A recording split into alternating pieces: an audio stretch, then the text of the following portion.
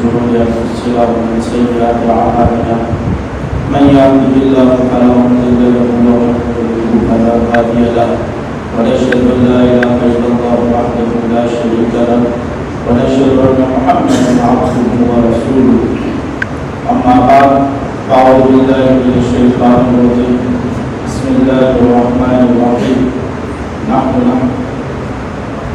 إنا عرضنا الأمانة على السماوات والأرض والجبال فأبين أن يحملنها وأشفقن منها وحملها الإنسان إنه كان ظلوما جهولا.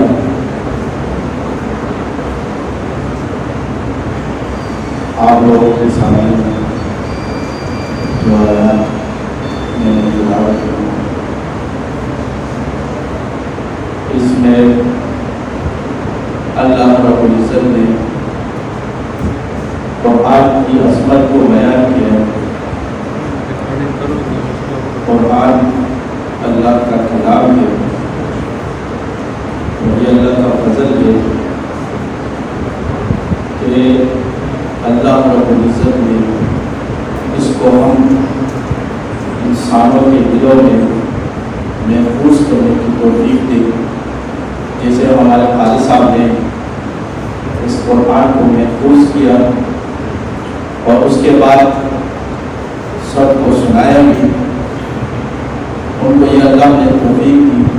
اور باقی ساتھیوں نے جو ادھر تراویح پڑھی انہوں نے اس کو سنا بھی. یہ سب چیزیں اللہ رب العزت کی توفیق ہے. کیوں؟ اس لیے کہ اللہ نے فرمایا کہ یہ قرآن اس کی ایسی عظمت ہے, ایسی عظمت کہ ہم نے جب اس کو نازل کرنے کا فیصلہ کیا, ہم اس کو کیا کریں, نازل کریں, تو ہم نے دنیا میں کائنات میں اللہ رب العزت نے مضبوط چیزیں بنائی اور اس میں اللہ رب العزت نے آسمان کو بیان کیا کہ ہم نے مضبوط چیزوں میں سے سب سے مضبوط چیز آسمان کو کہا کہ ہم آپ پر نازل کرنا چاہتے ہیں, لیکن آسمان نے کیا کیا, انکار کیا. اس کے بعد ہم نے زمین کو حکم دیا کہ ہم آپ کے اوپر اس کو نازل کرنا چاہتے ہیں, لیکن انہوں نے بھی انکار کیا. پہاڑوں نے بھی انکار کیا, لیکن اس انسان نے اس کو اٹھا دیا. یہ اللہ رب العزت نے انسان کو کیا دی, فضیلت. کہتے ہیں کہ انسان کو اللہ رب العزت نے مٹی سے بنایا ہے. کس سے بنایا ہے؟ تو وہی زمین کی مٹی ہے. تو کیا وہی زمین کی مٹی, اسی زمین سے اٹھا کے اللہ رب العزت نے اس سے ایک خوبصورت انسان بنایا. شیطان نے کیا کہا اللہ رب العزت سے؟ اللہ نے کہا کہ آدم کو سجدہ کرو. کس کو سجدہ کرو؟ شیطان نے کہا کہ مجھے آگ سے بنایا اور اس کو مٹی سے بنایا, مجھے آگ سے بنایا اور اس کو مٹی سے بنایا. تو بتاؤ کہ آگ کو اوپر جاتی ہے اور مٹی عاجز ہے. مٹی کیا ہے؟ میں کیسے اس کو سمجھوں گا؟ یہ تو پہلے سے آج بات یہ نہیں ہے کہ اللہ رب العزت نے جو انسان کو مٹی سے بنایا, اس میں حکمت کیا ہے؟ اس میں حکمت کیا ہے؟ آگ ہے, بڑھتی ہوئی آگ ہے, آپ نے اس کے اندر پانی ڈال دیا, کیا ہو جائے گا؟ کیا ہو جائے گا؟ کیوں؟ اس لیے کہ پانی نے اس کی جو جسامت تھی اس کو ختم کر دی. آگ کی جسامت کیا ہو گئی؟ ختم ہو گئی. اب پانی ہے, آپ نے اس کے اندر مٹی ڈال دی. مٹی ڈالنے کے بعد پانی کی جسامت کیا ہو گئی؟ ختم. اس کا جسم کیا ہو گیا؟ ختم. مٹی نے اس کے جذب کر دیا اپنے اندر. ہوا ہے, آپ نے اس کو بند کر دیا. کیا کر دیا؟ جب ہوا کو آپ نے بند کیا اور ہوا کے اندر کوئی راستہ ہی نہیں, ہوا نہیں ہے تو ہوا بند ہو گئی وہ جگہ, تو ہر چیز کی جو جسامت ہے وہ کیا ہو گئی؟ غائب ہو گئی. لیکن ایک مٹی ایسی چیز ہے کائنات, آپ مٹی ایک ایسی چیز ہے, نور ہے. اب یہ روشنی ہے, نور ہے, اس کے سامنے بولا تو نور کیا ہو جائے گا؟ ختم, بند ہو جائے گا. لیکن مٹی ایک ایسی چیز ہے, آپ اس کو آگ میں ڈالو, آگ ہو جائے گی, مٹی اپنی حیثیت کو نہیں دے گی, پھر اس کی حیثیت موجود ہوگی. آپ اس کے اندر پانی ڈال دو, پانی غائب ہو جائے گا، یہ پانی کو جذب کر لے گا، اس کی اپنی حیثیت برقرار رہے گی، اس کی اپنی حیثیت کیا رہے گی؟ برقرار رہے گی، ختم نہیں ہوگی۔ اس کو ہوا میں پھینک دو تو ہوا کو تو ختم کر دے گا، لیکن اس کی اپنی حیثیت برقرار رہے گی۔ یعنی مٹی کے اندر ایک چیز کہ ایک تو اس کی حیثیت برقرار رہے گی، دوسرے اس کے اندر جذب کی کیفیت ہے، کس کی؟ کہ چیز کو جذب کرتا ہے، اپنے اندر لے لیتا ہے، ختم کر دیتا ہے، اور مٹی اپنی طرح مٹی کر دیتا ہے، لوہے کو رکھ دو اس کو ختم کر دیتا ہے، پگھلا کے اپنے اندر ڈال دیتا ہے، کسی بھی چیز کو رکھ دو مٹی۔ یہ مٹی کی کیا ہے؟ خاصیت ہے۔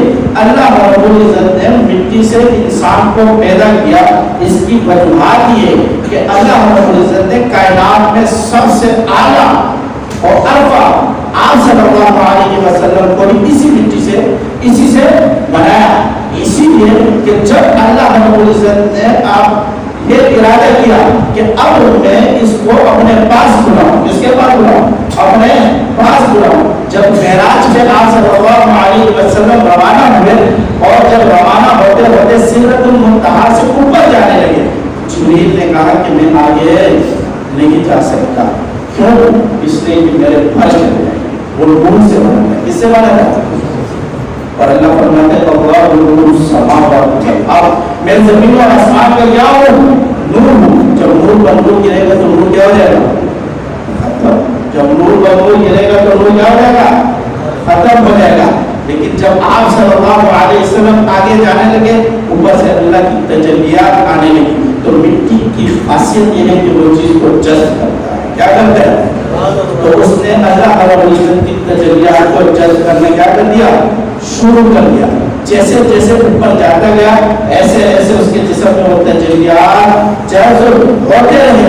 اسی لیے اللہ رب العزت نے آپ صلی اللہ علیہ وسلم پر اپنا کلام نازل کیا، تاکہ میرے کلام کو جذب کرنے والے لوگ صرف یہ انسان ہیں۔ اسی لیے اللہ رب العزت نے فرمایا وَإِذْ قَالَ رَبُّكَ لِلْمَلَائِكَةِ إِنِّي جَاعِلٌ فِي الْأَرْضِ خلیفہ، کہ میں زمین پہ خلیفہ بنانے والا ہوں، پیدا کرنے والا ہوں اپنا۔ وہ کون ہوگا؟ انسان ہوگا، وہ انسان ہوگا جو سب سے افضل اشرف المخلوقات ہوں گے۔ اس کی وجوہات یہی ہے کہ جو تجلیات اللہ رب العزت کے انوارات آئیں گے، ان کو جج کرنے کے لیے مسائل کھڑے نہیں ہوگی، کیونکہ جب وحی نازل ہوتی تھی آپ صلی اللہ علیہ وسلم پر، تو ان انوارات کا اتنا لوڈ ہوتا تھا کہ آپ صلی اللہ علیہ وسلم سے ٹھنڈے ٹھنڈے پسینے نکل رہے ہیں۔ یہ قرآن کی عظمت ہے کہ جب قرآن ویسے جبرائیل آسمان کے پاس آتے تھے کوئی پرواہ نہیں، آ جاتے چلے بھی جاتے تھے، لیکن جب جبریل وحی قرآن کو نازل کرتے تھے، جب قرآن آتا تھا کوئی آیات نازل ہوتی تو آپ صلی اللہ علیہ وسلم کی طبیعت کیا ہو جاتی تھی؟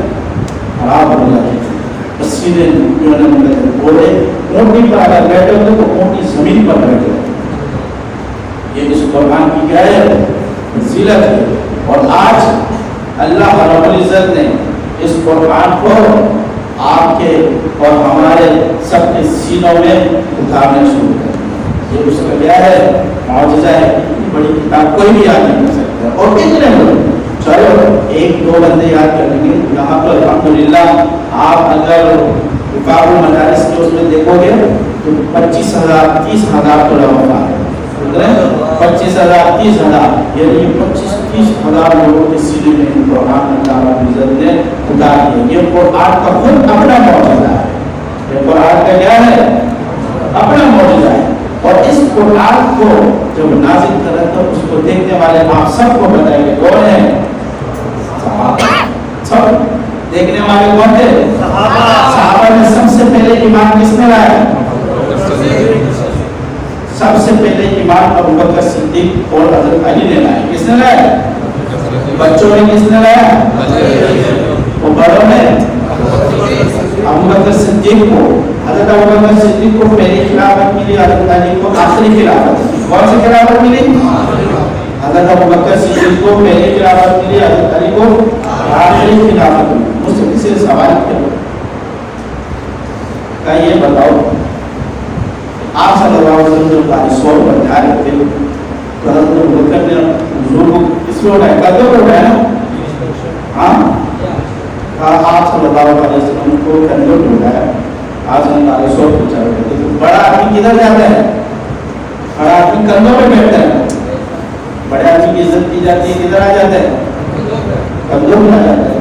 मैंने कहा हाँ ठीक बात सही। कहा एक दिन हज़रत अली को हुजूर ने फरमाया मुझे उठाओ। हज़रत अली ने उठाने की कोशिश की लेकिन हुजूर को नौ खासे के हुजूर ने हज़रत अली को उठाया और जो चीज़ उठाई थी उसको उठा ली। अब बड़ा आदमी किधर आता है? बड़ा आदमी किधर आता है? हम तो क्या तो बड़ा कौन हुआ? अच्छी बात की क्या है? बड़ी अच्छी बात की आपने। मैंने कहा आपको इसका मतलब इसकी हिकमत समझ में नहीं आई। आप थोड़ा सा ख्याल करो, आपको हिकमत समझ में आ जाए।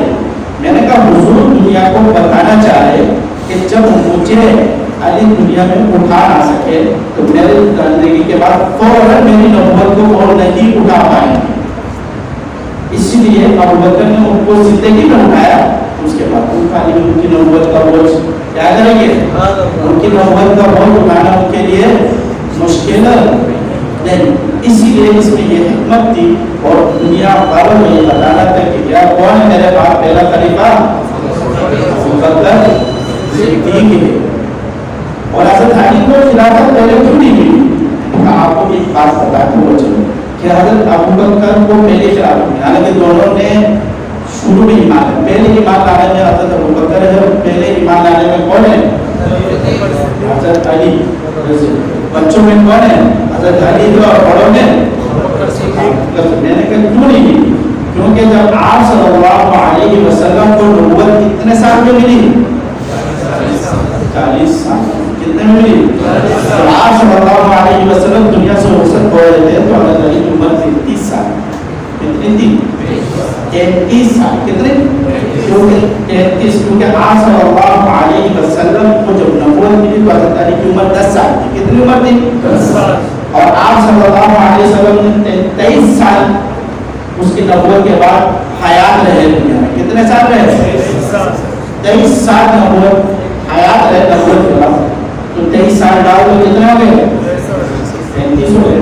10 में 23 डाल दे तो कितने हो गए? 33 हो गए। तो जब हुजूर को नबूवत 40 के बाद मिली तो इसकी नबूवत हुजूर ने फरमाया कि मेरी खिलाफत 30 साल रहेगी। कितने रहेगी? मेरी खिलाफत 30 साल रहेगी। तो हज़रत अली की उस वक्त उम्र 33 साल थी और हज़रत अबू बकर की उम्र 60 के करीब यानी 40 क्रॉस कर चुकी। जब नबूवत हुजूर को 40 के बाद मिली तो नबूवत का लौट भी 40 के बाद बाबू मिला। किसको मिला? जब हज़रत अबू बकर दुनिया से रुखसत हो रहे थे तो फिर दुनिया से रुखसत हो तो हज़रत अली की उम्र उस वक्त 35 साल थी क्योंकि 2 साल आ गए ना। कितनी उम्र थी? और जब हज़रत उमर दुनिया से रुखसत हो रहे थे तो उन्होंने हज़रत अली को नाम दिया था अब ये 40 से क्रॉस कर चुका है, अब इसको खिलाफत दे सकते। क्या है? अब क्या करो? हज़रत अली का नाम दिया और हज़रत उस्मान का नाम दिया कि 11 बड़ों का नाम दिया तो उनमें से हज़रत अली और उस्मान भी थे। कहीं में से आप कोई भी क्या कर दो अपने लिए इख्तियार कर दो, उसको खिलाफ खलीफा बना दो। लेकिन बात यह है कि हज़रत अली को देखो जब हज़रत अबू बकर को सबसे पहले खिलाफत मिली क्या मिली? जब खिलाफत हज़रत अबू बकर को उस आप सल्लल्लाहु अलैहि वसल्लम का वफात हो दुनिया से रुखसत हुए और जब दुनिया से रुखसत हुए तो यहाँ पर बगावतें शुरू हुई। क्या हो गई? बगावतें शुरू हुई। उस बगावतों को कंट्रोल करने वाला शख्स कौन था? इसी तरह जब हज़रत उस्मान दुनिया से रुखसत हुए तो बगावतें शुरू हुई। क्या शुरू हुई? उस बगावतों के लिए किसको लगा था? हज़रत अबू बकर रज़ियल्लाहु अन्हु।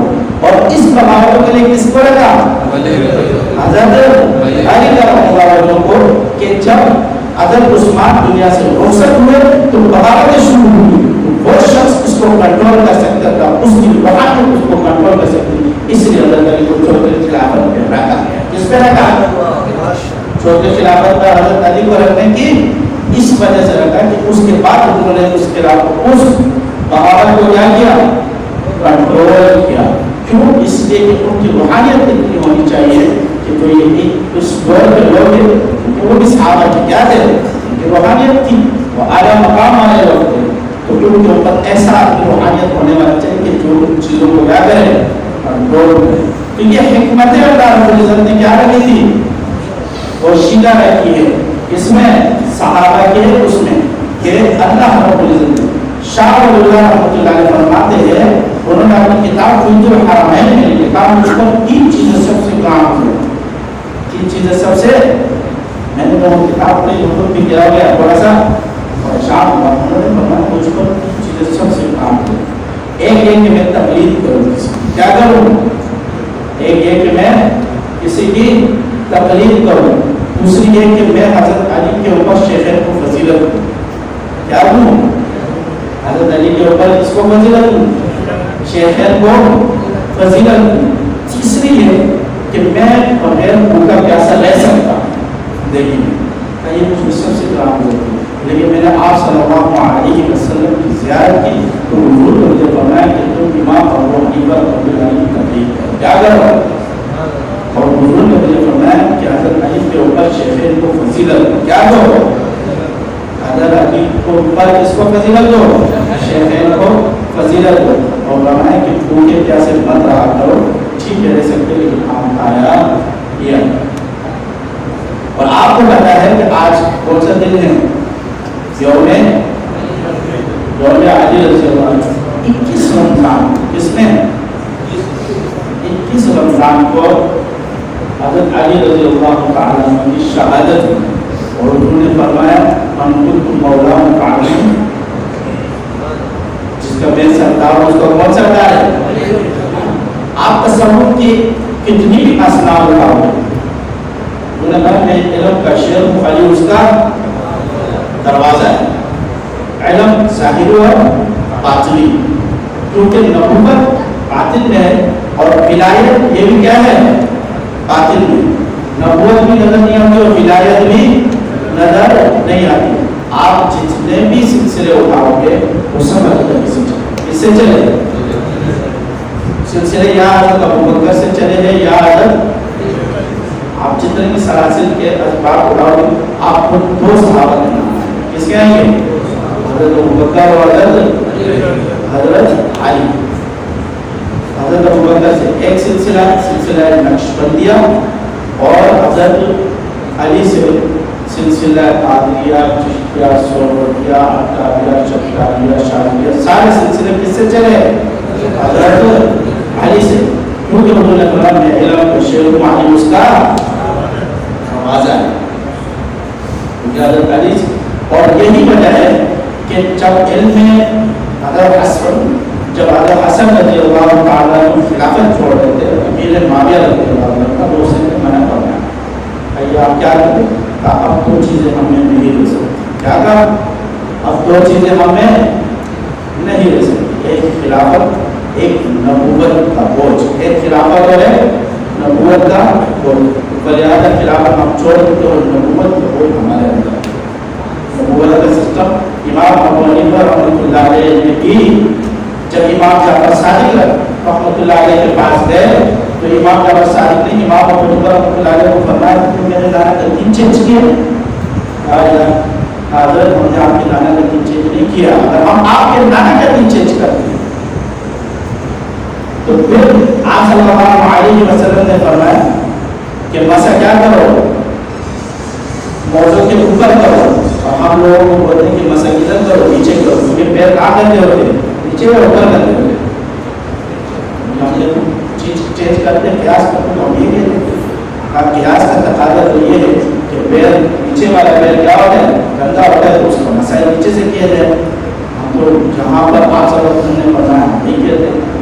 उसके बाद इमाम अबू हनीफा हमारे को सबसे बड़ी किताब है, इमाम अबू हनीफा रहमतुल्लाह अलैह ने 2 साल इमाम जाफर सादिक रहमतुल्लाह अलैह के साथ गुजारे, और गुजारने के बाद उन्होंने बताया लौला सनतान हलका नौमान, लौला सनतान हलका नौमान, कहते हैं कि अगर नौमान ये 2 साल ना गुजारते, नौमान अगर ये 2 साल ना गुजारते इमाम जाफर सादिक के साथ तो वो हलाक होता, क्या हो जाता, वो कौन सा है उन्होंने दिया, इमाम जाफर सादिक से। वो बातनी इल्म, कौन सा इल्म दिया? वो जो हजरत अली से उनके इमाम जाफर सादिक क्या है? अली के औलाद में से जो उनके सीने से आ रहा था वही इल्म इमाम अबू हनीफा रहमतुल्लाह अलैह ने इमाम जाफर सादिक से लिया। ये उलूम जितने भी हैं ये अल्लाह रब्बुल इज्जत ने सहाबा के ऊपर क्या किए? मुकम्मल किए। और सहाबा के ऊपर लाके ये सब सिस्टम उन्हीं से सिस्टम से और निज़ाम उन्हीं से चला। और कुरान की तकमील अल्लाह रब्बुल इज्जत ने आप सल्लल्लाहु अलैहि वसल्लम के ऊपर की और उसके बाद सहाबा ने उसको देखा। क्यों निकले की वजूहात क्या बनी? क्योंकि उस ज़माने में आप सल्लल्लाहु अलैहि वसल्लम के अहादीसें भी मौजूद थी और कुरान भी मौजूद था। अगर हम इसको अलग ना किया जाता तो हमें ये पता नहीं चलता कि ये हदीसें या कुरान की आया है। तो अल्लाह रब्बुल इज्जत ने सहाबा से ये काम दिया, उन्होंने कुरान को अलग कर दिया। ये कुरान बाकी क्या है? अहादीस है। आगे जाके फिर मसला ये हुआ कि सहाबा के अक़वाल और ताबीन के अक़वाल और आप सल्लल्लाहु अलैहि वसल्लम के अहादीस क्या हो गए? फिर मिक्स हो। तो अल्लाह रब्बुल इज्जत ने फिर हर दौर के लिए लोग पैदा किए। फिर अल्लाह रब्बुल इज्जत ने इमाम बुखारी को पैदा किया, इसको पैदा किया और उसने फिर अहादीसों को अलग करके कि ये आप सल्लल्लाहु अलैहि वसल्लम की अहादीस है और बाकी जो है सहाबा के अक़वाल है और बाकी जो लोग अपनी तरफ से अहादीसें बनकर के उनको भी ये मौजूद अहादीस है। एक मतलब ऐसा तबलीगी सादत पहले हम क्या करते थे? हम जब तबलीग से पहले कहते हैं पहले तबलीग से पहले हम जो है ना अहादीसें ऑडियो से सुनते थे। क्या करते थे? अहादीसें ऑडियो से सुनते थे। हम जब 40 लगाए चंदा लगाए और अल्हम्दुलिल्लाह हम अहादीसें को बनाते हैं। क्या करते हैं? खुद भी बनाते हैं, बोलते थे क्या से पढ़ लेते। क्या करते थे? अब हमें हदीसों का बनाने का मतलब ये कि तुम हदीसें बनाते, ये नहीं बोला। बात ये है कि हदीस और कुरान ये अल्लाह रब्बुल इज्जत ने इसकी हिफाजत सहाबा से इससे ली और आज तक हमारे हम तक पहुँचा उसी तरह जिस तरह शुरू से मौजूद है। तो हर चीज़ के लिए हर मामला के लिए मेहनत की ज़रूरत होती है, चाहे वो कोई सभी है, चाहे वो कोई सभी है। आज इस हाफिज से पूछो ऐसे हाफिज बना, चाहे माल का है तबड़े का है मुशक्क़तें उठाएगी। मौलवी बेचारा जो है ना मार खाता है, तकलीफें उठाता है, तबड़े खाता है। इस तरह आसानी से ना मौलवी बनता है और ना हाफिज इंसान बनता है। हर चीज़ के लिए क्या चाहिए? मेहनत। हमको सुनाना होता है और सुनने वाले बच्चे बेचारे क्या करेंगे? और ये तो अल्लाह का फजल है, रमज़ान का महीना कि हाफिज़ों के लिए और हमारे लिए, किसके लिए? हाफिज़ों के लिए और हमारे लिए भी कि चलो हमने तो कुरान को क्या कहते हैं? वो कहते हैं कि हम मुअज़्ज़िज़े ज़माने में हामिल कुरान होकर वो मुअज़्ज़िज़े ज़माने में हामिल कुरान होकर हम सभी लोग पढ़ते तारीख़ कुरान। इसकी वजह ये है कि माशाअल्लाह रमज़ान चल रहा है तो सब कुरान सुन लिया, पढ़ लिया, हाफिज़ ने भी और सब। और रमज़ान गया, हाफिज़ उसको दान में देगा और सुनने वाले भी क्या करेंगे? फिर ना हम उठाएंगे और ना हाफिज़ उठाएगा, कोई उसको हाथ नहीं लगाएगा। साल के आखिर कब तक? जब रमज़ान आएगा तो फिर उसके बाद सारा सिस्टम दोबारा जो ना हाफिज़ खुद याद करेगा और सुनने वाला सुनेगा।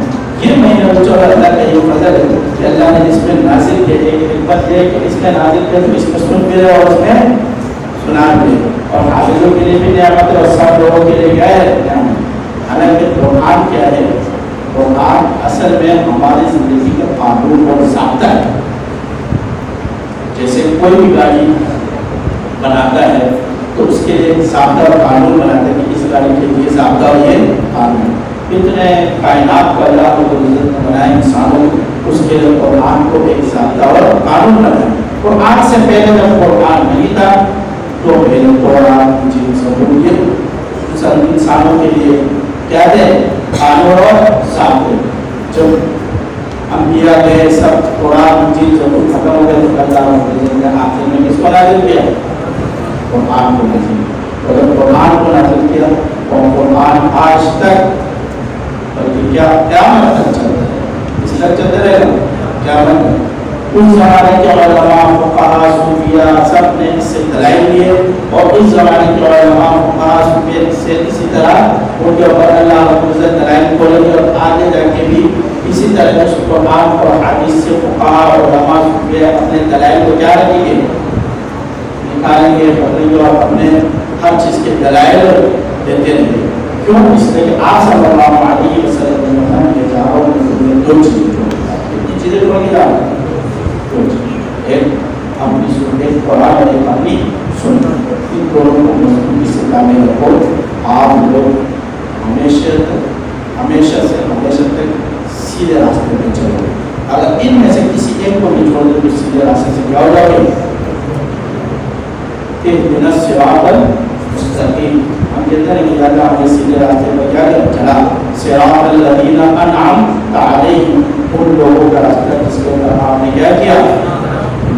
اب ان آپ یافتہ لوگوں نے خود اللہ نے فرما دیا والنبیین والصدیقین والشہداء والصالحین.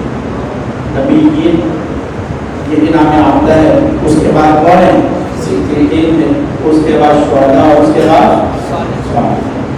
اور پھر اللہ رب العزت نے فرمایا یا الذین آمنوا اتقوا اللہ وکونوا مع الصادقین. آپ تقوی اختیار کرو. کن لوگوں کے ساتھ رہو؟ جو لوگ یہ چاہتے ہیں کہ یہ قرآن کا نور ہے، نور و کتاب، ایک تو قرآن ہے، ایک اس کا نور کیا ہے؟ یعنی قرآن کی حقیقت. اس کو کیا کہتے ہیں؟ قرآن کی حقیقت کیا ہے؟ جب انسان جو لوگ قرآن زیادہ پڑھتے ہوں گے اور قبر میں چلے جائیں گے تو قبر میں قرآن ایک خوبصورت انسانی شکل اس کے سامنے آئے گا، نورانی انسانی شکل. یہی ہے ہاں. تو پھر وہ اس کو بولے گا آپ کیا نہ ہو، پریشان نہ ہو، ہم آپ کے ساتھ ہیں، آپ کو جنت میں لے جائیں گے. قرآن کی کیا ہے؟ حقیقت. یہی چیز جو لوگ قرآن زیادہ پڑھتے ہیں اللہ رب العزت یہ چیز کو نکال دیتے ہیں. یا تو خواب میں نکال دیتا ہے یا تو کش میں نکال دیتا ہے. جو قرآن ان کے ساتھ، ان کے انوارات اس کے ساتھ ہوتے ہیں تو پھر اس کے دل میں اللہ رب العزت کو فرماتا ہے الا ان اولیاء اللہ لا خوف علیہم ولا هم يحزنون. کہ ان لوگوں کو خوف و ڈر نہیں ہوتا. خوف و ڈر کیوں نہیں ہوتا ہے؟ اس لیے کہ قرآن زیادہ پڑھنے کی وجہ سے قرآن کی حقیقت تک، اس کے انوارات تک پہنچ جاتے ہیں. آگے پہنچ جاتے ہیں تو اس کے انوارات تک پہنچتے ہیں، اس کے اوپر انوارات آنا شروع ہو جاتا ہے. تو جب بھی قرآن کی تلاوت کریں تو اس کے بعد ہم دعا کریں یا اللہ اس قرآن کی حقیقت اور اس کے انوارات ہمارے دل میں کیا کر دیں. اس قرآن کی حقیقت اور اس کے انوارات ہمارے دل میں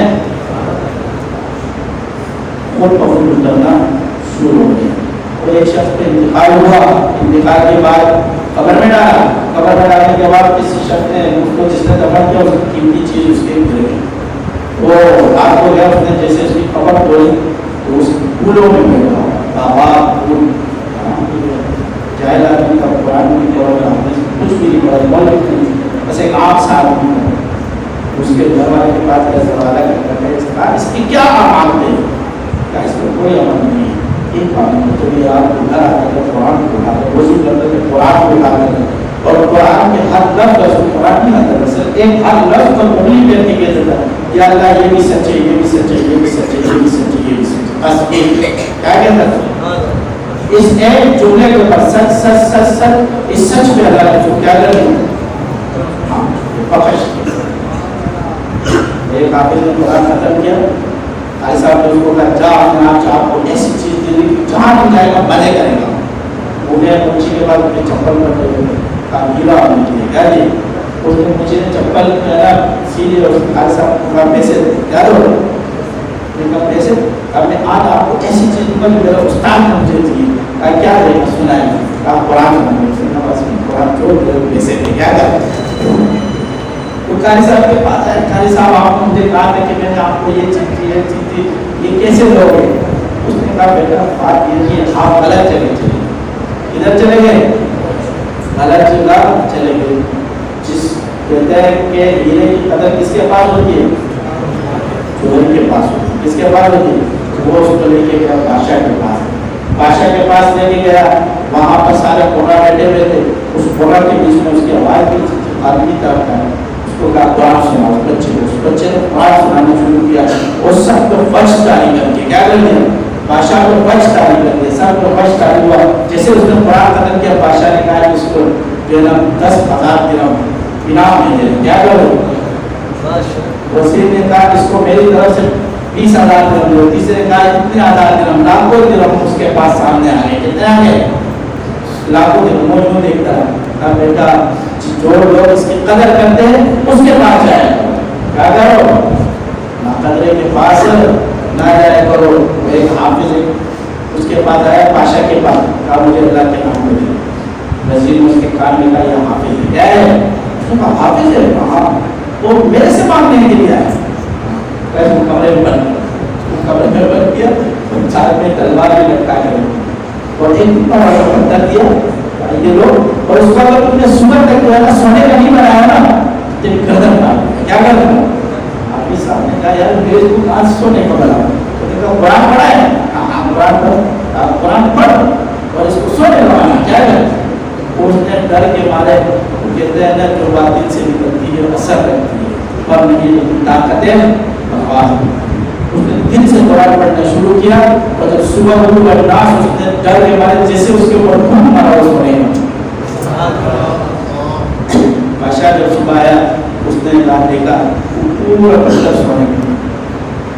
بادشاہ نے کہا میں آپ کو صرف دکھانا چاہتا ہوں کہ آپ کو اللہ نے کیا چیز، لیکن آپ کو اس کی قدر کیا نہیں ہے، اس چیز کی قدر کا پتہ نہیں ہے. جاؤ یہ سونے کو پتھر تمہارا ہو یہ تمہاری نہیں ہے. مجھ سے نہیں مانگا کرو، اس سے نہیں مانگو. میں بھی تیری طرح محتاج ہوں، میں بھی تیری طرح مانگتا ہوں. اس سے تجھے اللہ نے اپنا کلام دیا، تیرے سینے میں اپنا جو ہے کلام رکھا، تو اس سے مانگو. کیا مانگو؟ جو شخص قسم کا ہے تو کہا کہتے ہیں کہ جو شخص یہ قسم کا ہے کہ میں اللہ کے ساتھ باتیں کروں گا، میری بیوی اس ورنہ میری بیوی مجھ پہ کھڑا کے تاکہ وہ قرآن پڑھے. وہ قرآن پڑھے تو جب وہ قرآن پڑھے گا، قرآن پڑھنے کی وجہ سے وہ اللہ کے ساتھ باتیں کریں. کیا ہم تم کی آگاہ بس اس ربط حقی سے، ہم تم کی آگاہ بس اس ربط حقی سے، معلوم کسی اور کو یہ راز نہیں ہے، معلوم کسی اور کو یہ راز نہیں ہے. باتیں تو گندم مگر آواز نہیں ہے، تجھ سا کوئی ہمدم کوئی ہمساز نہیں ہے. تجھ سا کوئی ہمدم کوئی ہمساز نہیں ہے. جب اللہ کے کلام سے اللہ سے کوئی محبت کرتا ہے اس کی ساری حاجتیں اللہ پوری کرتا ہے. اس قرآن سے کیا کرتا ہے؟ شب آزمائش کی ہے. قرآن کو کہتے ہیں الف لام میم احسب الناس ان يتركوا ان يقولوا آمنا وهم لا يفتنون ولقد فتنا الذين من قبلهم فليعلمن الله الذين صدقوا وليعلمن الكاذبين. تم کیا سمجھتے ہو؟ تم نے ایمان لایا، تم حافظ بن گئے، تم مولوی بن گئے، تم پیر بن گیا، تم فلاں بن گیا، تم کچھ بھی بن گیا، میں تجھے چھوڑ دوں گا، میں تجھے آزماؤں گا. کیا کروں گا؟ تم سے پہلے لوگوں کو بھی آزماؤں گا. کیا کیا تھا؟ تم سے پہلے لوگوں کو بھی آزمایا تھا تو تمہیں بھی آزماؤں گا. اور آزمائش شرط ہے. کیسے آزماؤں گا؟ آزمائش کی بیان کر دیا اللہ نے خود.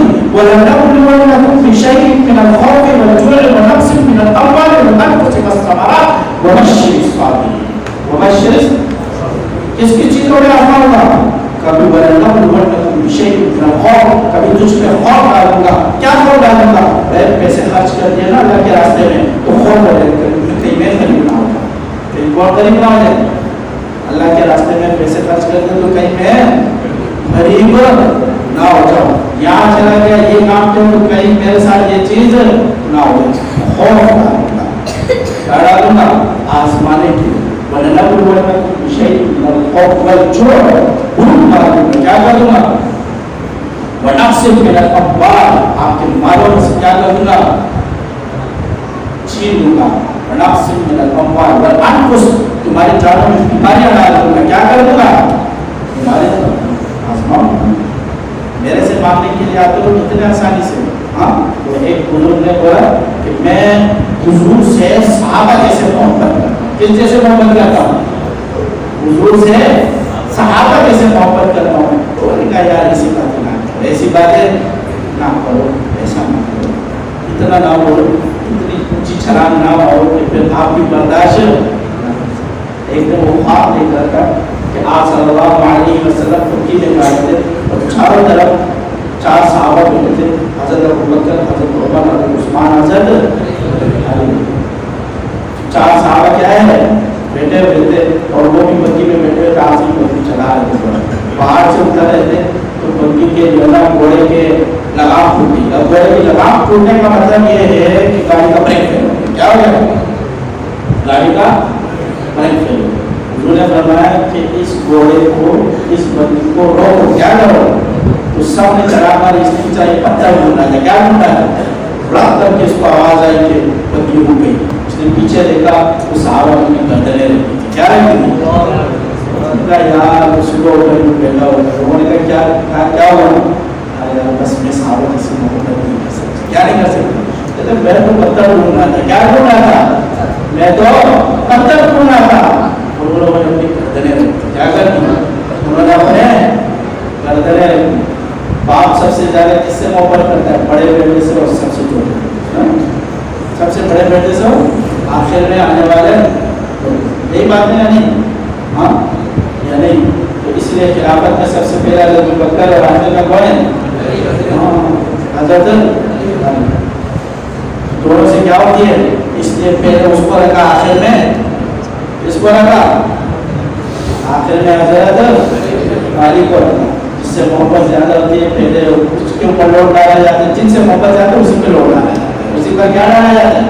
तो इनके अल्लाह ने लोड के लिए रख दिया था। किसके लिए रख दिया कि बात का जो लोड है वो ये दोनों क्या कर देंगे, बर्दाश्त कर देंगे, निकाल देंगे, कोई टेंशन की बात नहीं।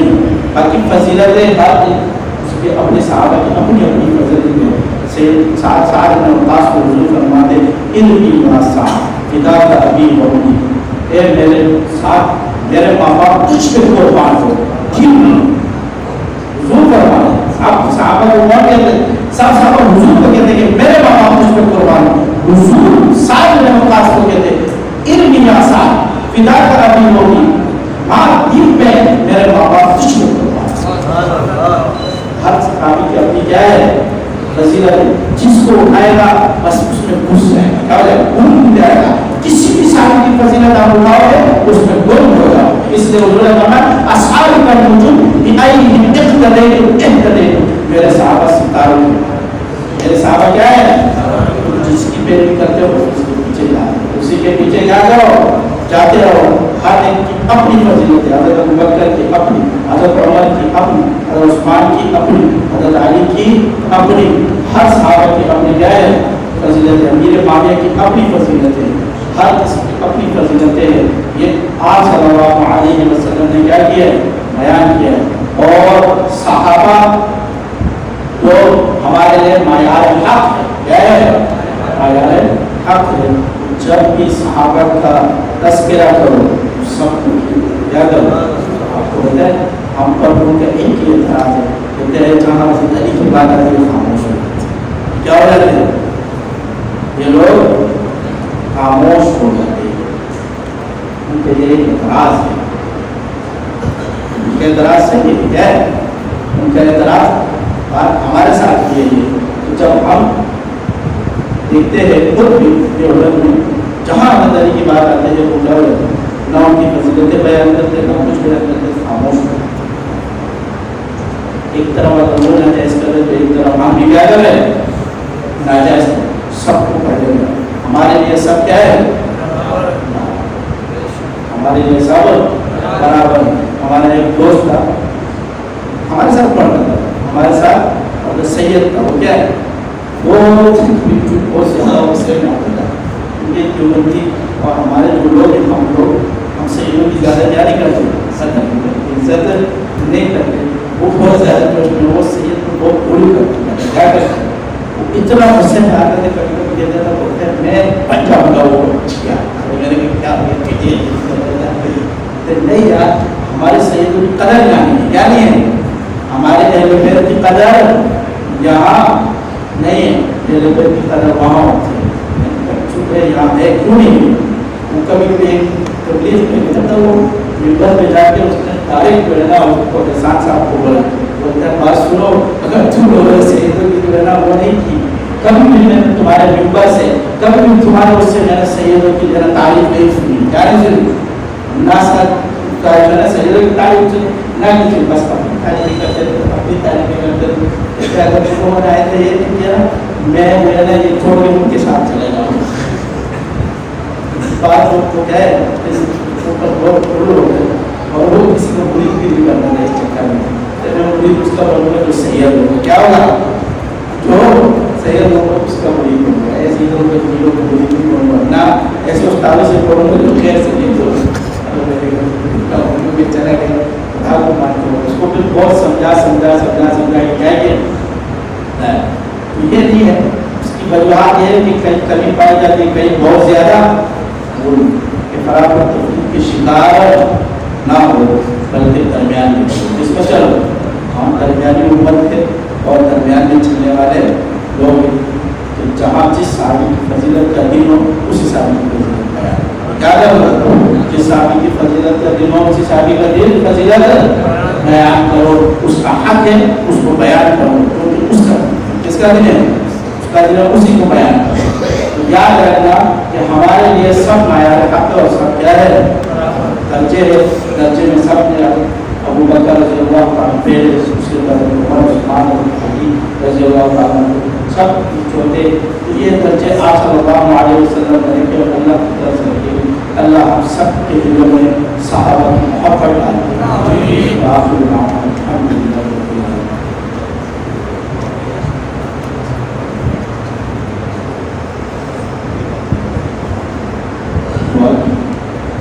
دعا اللهم صل على محمد وعلى ال محمد كما صليت على ابراهيم وعلى ال ابراهيم حميد مجيد. اللهم بارك على محمد وعلى ال محمد كما باركت على ابراهيم وعلى ال ابراهيم حميد مجيد. یا اللہ ہمارے سبھی گناہوں کو معاف فرما. یا اللہ ہم خطاکار ہیں, سیاہکار ہیں, گناہگار ہیں. یا اللہ تیرے بندے ہیں. یا اللہ ہمیں معاف فرما. یا اللہ جس قاری صاحب نے قرآن سنایا اور جن ساتھیوں نے یہاں پر مقتدیوں نے سنا, یا اللہ اس میں جو کوتاہیاں غلطیاں خطا ہوئی, یا اللہ اس کو معاف فرما دے. یا اللہ اس کو اپنی بارگاہ میں قبول فرما دے. یا اللہ اس کو اس قرآن کے الفاظ کو, اس قرآن کو, ان کی آوازوں کو, سب چیزوں کو اپنے بارگاہ میں قبول فرما دے. یا اللہ اس قرآن کے برکات فیوزات اس پورے علاقے میں پھیلا دے, اس پورے علاقے میں پھیلا دے. یا اللہ جو لوگ اس دنیا سے رخصت ہو گئے, جیسے ممتاز بھائی, ان کے والدہ اور ان کے اہل و عیال جو دنیا سے رخصت ہوئے, یہاں پر جتنے ساتھی ہیں ان کے اہل و عیال دنیا سے رخصت ہوئے, یا اللہ اس قرآن کا ثواب جو روح پر کشتے ہیں. یا اللہ جو لوگ دنیا میں موجود ہے پریشان ہے اور ان کی پریشانیاں ختم نہیں ہوئی, یا اللہ اس قرآن کی برکت سے ان کی پریشانیوں کو ختم فرما دے. یا اللہ جو لوگ بے اولاد ہے اور ان کی اولاد نہیں ہو گئی, 1 سال اولاد عطا فرما دے. یا اللہ جو لوگ بیمار ہے اس علاقے میں, اس مسجد میں, کہاں کہیں مسلمان بیمار ہے, اس قرآن کی برکت سے یا اللہ ان سب کو شفایات کر دے. یا اللہ ان کو شفایات کر دے. یا اللہ دنیا میں ہمیں اپنا محتاج بنانا, یا اللہ دنیا میں کسی کا محتاج نہیں بنانا. اللهم انت السلام ومنك السلام تبارك